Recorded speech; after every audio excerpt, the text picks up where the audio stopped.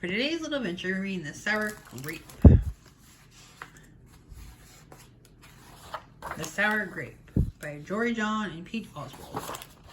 I am a grape. A sour grape. Grrr. If somebody upsets me, I'll remember it. If somebody wrongs me, I won't forget it. If somebody insults me, I'll never ignore it. Nope.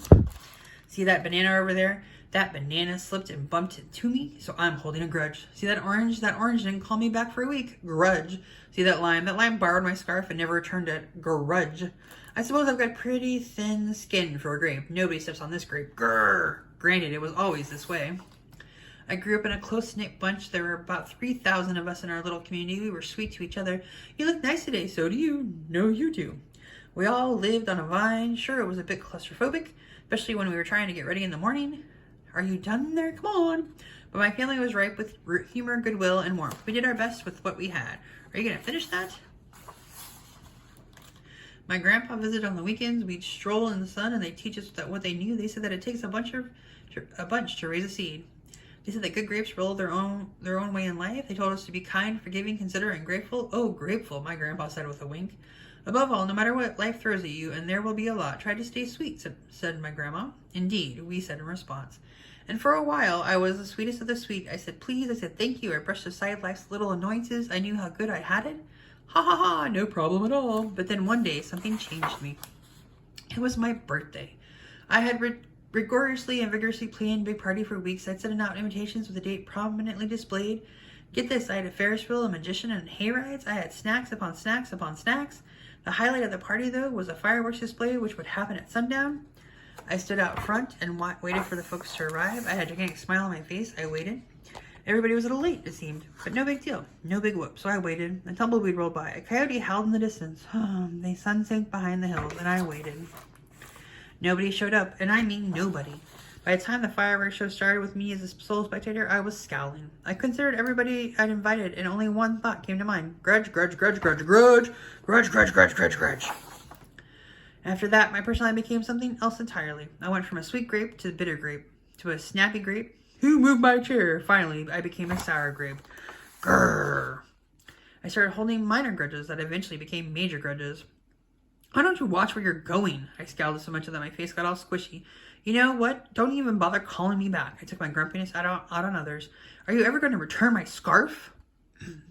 And that's just how it's been, day after day, week after week, month after month, grudge after grudge. But something happened recently that changed my thinking.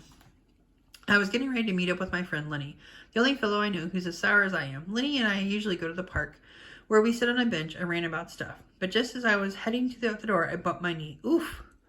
After I bandaged myself up, I discovered I had a flat tire. Ugh. Then I missed the bus, and the next bus was late. Oh. Finally, I got off the wrong stop. Sheesh. By the time I arrived at the park, it was getting dark. Lenny was fuming and furious, with a frown and a forehead of furrows. His face looked all squishy. We agreed to meet at exactly 4 o'clock. You're 3 hours late. I tried to explain why I was so tardy, but Lenny wouldn't listen. He'd already made up his mind. He'd formed a huge grudge, and he wouldn't budge. I couldn't believe it. How unfair, I thought. How ridiculous, I thought. How similar to the way I would react.